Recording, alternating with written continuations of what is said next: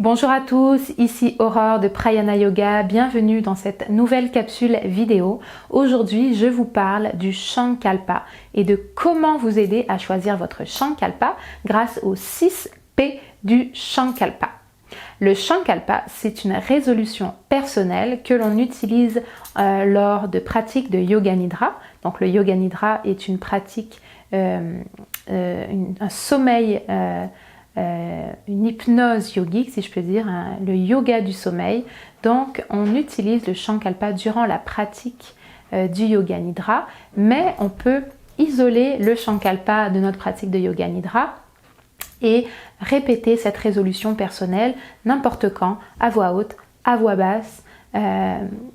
C'est un acte de foi qu'on développe avec soi-même et qu'on entretient pour faire germer dans notre subconscient une graine d'un besoin vital qu'on ressent pour pouvoir évoluer.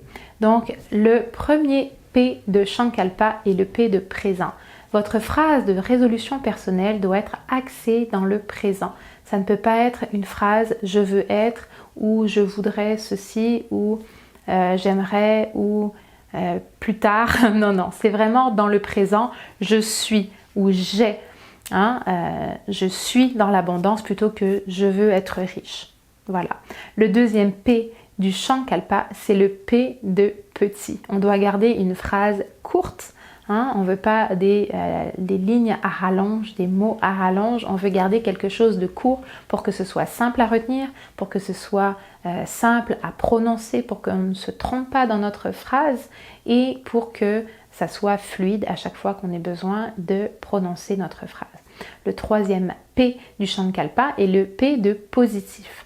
Le Sankalpa, votre résolution personnelle doit être une phrase positive. On veut du positif. Le quatrième P de Sankalpa est le P de profond. Ça doit venir du plus profond de votre cœur. Vous devez sentir la vibration de cette phrase à chaque fois que vous la prononcez, à chaque fois que vous la dites, pour vraiment que ça puisse transcender le mental et aller directement où ça doit aller au niveau du subconscient. Le cinquième P du Sankalpa est le P de personnel. On veut garder notre Sankalpa personnel, on ne veut pas aller le divulguer à nos amis, à notre famille, à nos voisins. On veut garder ça pour nous, c'est quelque chose comme la prière qui se fait de soi à soi, pour soi. Donc vraiment, on garde notre Sankalpa. Éventuellement, écrivez-le dans votre journal intime si vous voulez être sûr de vous le mémoriser ou simplement pour pouvoir aussi faire un retour après un débriefing, peut-être quelques temps après avoir écrit pour la première fois votre Sankalpa, mais en tout cas, gardez ça pour vous. Et enfin, le sixième P du Sankalpa, c'est le P de persévérant. On veut persévérer dans notre prononciation de Sankalpa parce que le changement ne se fait pas en un jour, donc on veut vraiment se donner le temps de répéter quotidiennement, régulièrement notre Sankalpa sans changer de Sankalpa toutes les 2 semaines ou tous les 6 mois. On veut vraiment garder le Sankalpa pendant un certain nombre de temps, donc c'est pour ça aussi que c'est important de bien le choisir.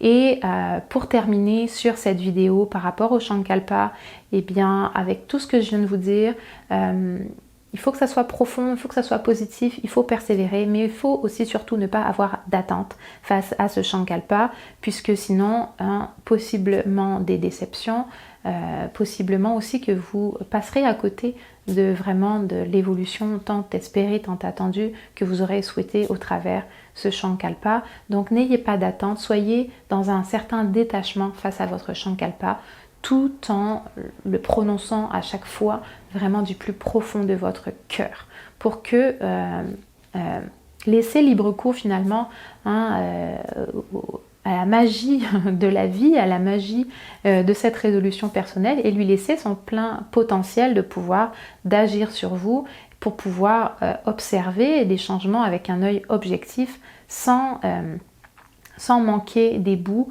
que vous auriez pu manquer si vraiment vous étiez en attente d'un résultat particulier, précis. Donc voilà, les 6 P du Sankalpa: présent, positif, petit, profond, personnel et persévérant. J'espère que ça va vous aider dans votre quête de Sankalpa, dans votre démarche, et je vous souhaite une très bonne pratique et je vous dis à très bientôt. Namasté.